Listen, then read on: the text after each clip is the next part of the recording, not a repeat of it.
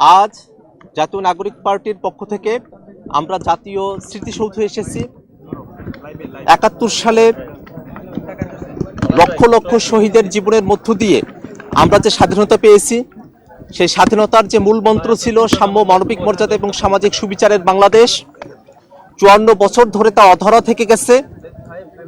আমরা জাতীয় নাগরিক পার্টি এনসিপির নেতৃবৃন্দ, সারা দেশের আমাদের নেতাকর্মীরা আমরা অঙ্গীকারবদ্ধ যে ৭১-এর সাম্য, মানবিক মর্যাদা এবং সামাজিক সুবিচারের যে বাংলাদেশ, সেই বাংলাদেশ নির্মাণে এনসিপি জাতীয় নাগরিক পার্টি কাজ করে যাবে। সারা বাংলাদেশে আমাদের অনেকগুলো প্রস্তাবনার জায়গা রয়েছে। বাংলাদেশকে গোটা বিশ্বের বুকে মাথা উঁচু করে দাঁড়াবার মতো একটি দেশ হিসেবে দেখা, ঢাকা শহরকে গ্লোবাল সাউথের প্রধান হিসেবে দেখা এবং অনেকগুলো স্বপ্ন নিয়ে আমরা আগাচ্ছি। বাংলাদেশের বর্তমান প্রেক্ষাপটে আমরা বিশ্বাস করি যে নতুন একটি সংবিধানের বাস্তবতা রয়েছে। তার প্রেক্ষিতে আমরা গণপরিষদ নির্বাচনের কথা বলেছি এবং একই সাথে সে গণপরিষদ নির্বাচনে যারা জয়ী হবেন তারা সংসদ সদস্য হিসেবেও ভূমিকা পালন করবেন, তেমন প্রস্তাবনা আমাদের পক্ষ থেকে আছে।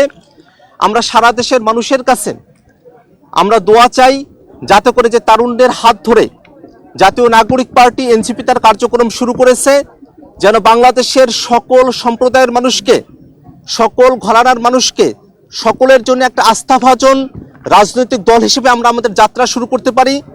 ডান বামের বাইনারির বিভাজনের মধ্যে না গিয়ে সত্যিকার অর্থে একটি মধ্যমপন্থী রাজনীতি বাংলাদেশে আমরা সূচনা করতে পারি, তেমন অঙ্গীকার আমাদের রয়েছে। সে অঙ্গীকারগুলো যেন আমরা বাস্তবে রূপদান করতে পারি, সে ব্যাপারে সারা দেশের সকল শ্রেণী পেশার মানুষের সমর্থন আমরা প্রত্যাশা করি।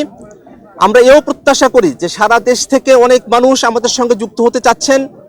অল্প সময়ের মধ্যেই সারা দেশের সকল জেলায়, সকল উপজেলায় জাতীয় নাগরিক কমিটি তাদের কর্মপরিধি এবং বিস্তৃতি করতে সক্ষম হবে বলে আমরা আশাবাদী। আমাদের ভবিষ্যতে আমাদের যে গণপরিষদ ইলেকশন রয়েছে, সেখানে আমরা নতুন করে চিন্তা ভাবনা করছি। আমাদের একটা নতুন সংবিধান প্রয়োজন। সাথে সাথে যে পার্লামেন্টারি বডি রয়েছে সেটা নিয়েও আমরা চিন্তা ভাবনা করছি। লোকাল ইলেকশন যেটা রয়েছে সেটা নিয়েও আমরা চিন্তা ভাবনা করছি। এবং আমাদের যে একটি স্লোগান দেওয়া হয়েছিল ইনকিলাব জিন্দাবাদ, সেটা নিয়ে অনেকের মুখে কথা শোনা যাচ্ছে।